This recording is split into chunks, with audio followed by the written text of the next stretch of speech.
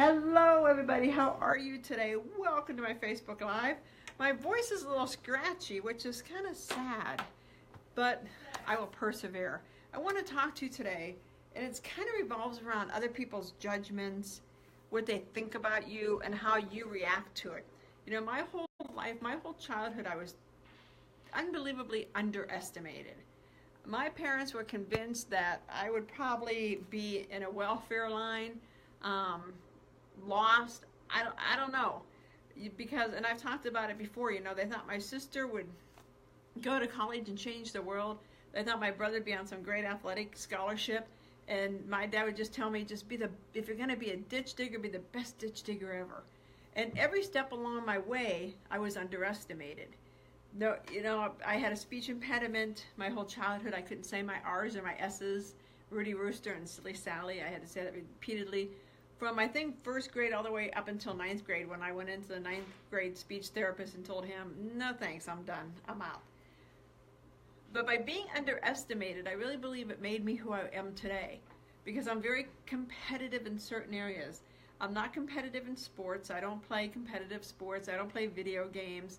And you would think so, but when it comes to somebody telling me I can't do something, I guarantee you, if I have an interest in that, I will do it and I will succeed.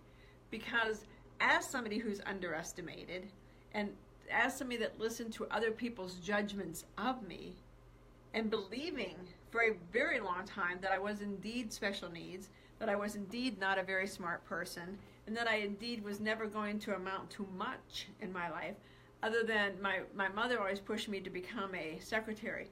Nothing wrong with secretaries, but back when I was in high school and college, it was the early 70s.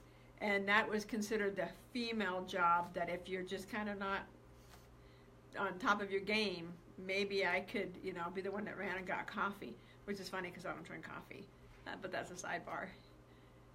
But I had to prove them wrong.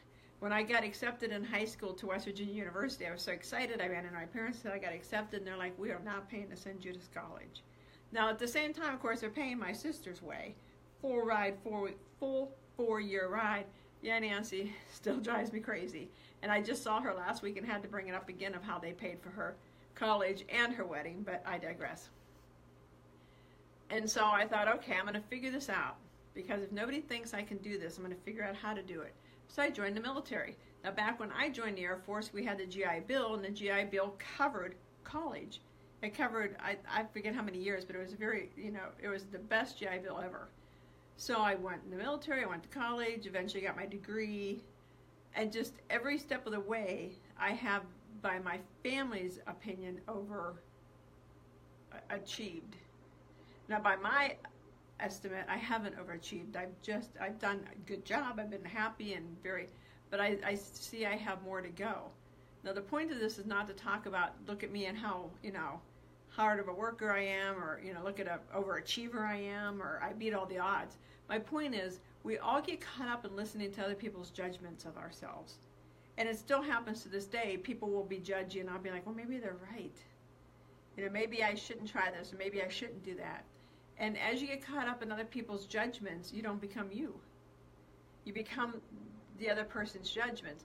And their judgments are their perspective of life that they're passing on to you.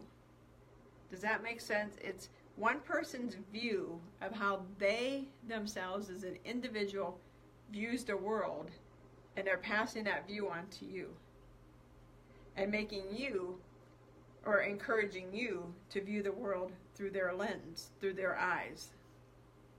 And then you lose sight of your vision and your worldview, because you're listening to everybody else's worldview. And you see it a lot. You see it in politics. You know, that's a great example of how you see everybody start kind of marching down the same path, because they're watching the same news and following the same information and following the worldview of that person. It is incumbent upon you to stand on your own. And when somebody is giving judgment or giving their opinion, another word for judgment is opinion of you, you've got to be able to be strong enough, and it's always self-awareness. At the end of the day, everything begins and ends with self-awareness. You've got to have the self-awareness to look at them and say, you know what, thanks for your opinion, but I'm good. Or sometimes, people give me their opinion, and I'll look at them and I'll smile and say, thank you for the input. I really appreciate that. And I'll walk away, and by the time I get to the elevator, I'll forget what they said to me. Because I don't care. I care what I think of myself. Now, if you want to give me input or other people's input about something that is of value to them, if someone wants to sit down and say, Karen, in order to be a better CEO, you should really think about doing this, this, and this, I'll think about that, because it's not who I am, it's how do I become a better employee, or how do I become a better CEO. It's the same with my side business of helping you find your why. If you want to sit down and say, hey, if you do this, this, and this in your business, and I just had somebody reach out to me and say, you know what, Karen, if you change this, this, and this, I really think you'd do fantastic. You didn't ask for me unsolicited opinion, but I'll give it to you. And of course, I'll listen to it, and I'll take it under advisement. But it won't change who I think I am. And we too often let people knock us off our road. I always say you got to stay in your lane. Whatever you're good at, stay in your lane and be good at what you're good at. And you can always extend your lane, kind of change lanes, but for the most part, stay in your lane. And people want to knock us off our lanes and take us over to another lane. And you can't allow that. You have to stand strong in who you are. You have to stand strong in your personal beliefs. You have to stand strong in your belief of you. And sometimes that's the hardest part, because we hear so much negative over our day. I mean, I can tell you, we had a telemarketer call earlier, and he asked me what the copier number was at our copier. And I said very nicely, well, we both know that if you knew what the copy number of my copier, you would be our copier company. And you would have thought he'd say, okay, or whatever, but he didn't. He yelled into the phone, shut up, nobody cares what you think, and slammed the phone down. Now, that's his karma, and that's his jam. I just chuckled and hung the phone up. But I thought, dude, you're putting so much negativity out there, and you wonder why you're getting negativity back. But it's not up to me to judge him.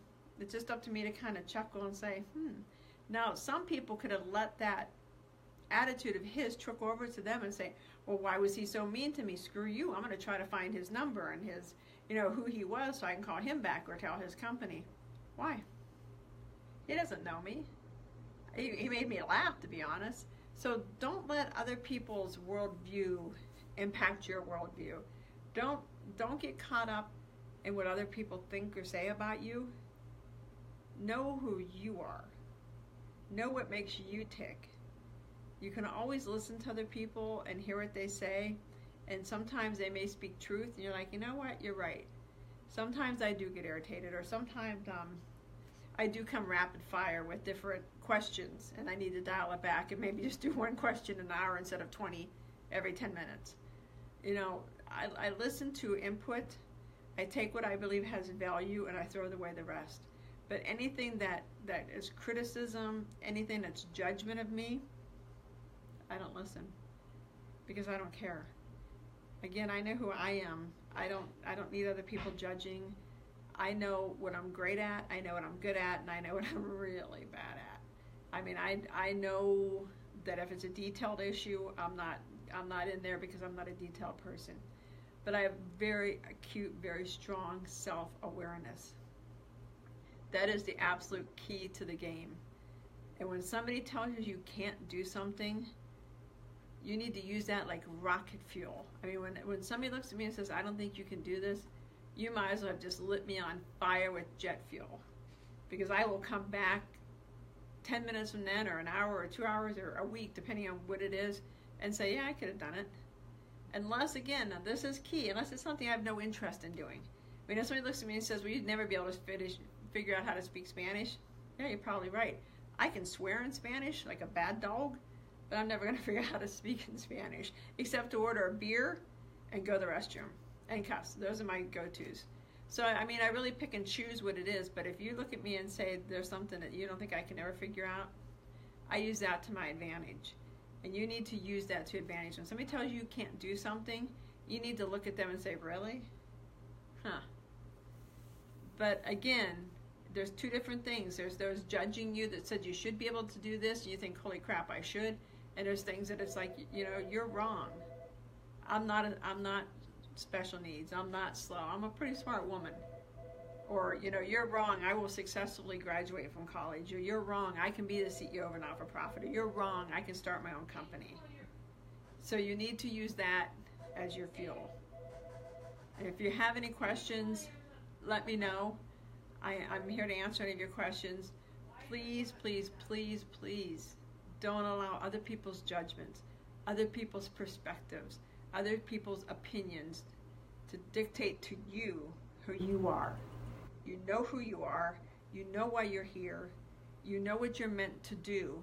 Stop letting people knock you off your lane and just stick to your lane and keep going. And in the end, you can look back at them and say, you know, thanks for your input, but I told you at the time it wasn't right.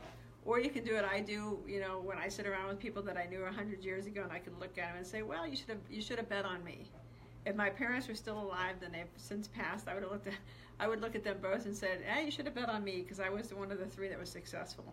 You bet on the wrong horses. So anyway, if you have any questions, any input, please let me know. I look forward to talking to y'all. I'll talk to you tomorrow. The next week we are having our annual conference where we have about 500-600 people of our closest friends in one hotel for 3 or 4 days. So I don't know how often I'll be able to do Facebook Lives, but I'll try my best. I'll talk to you guys later. Bye-bye.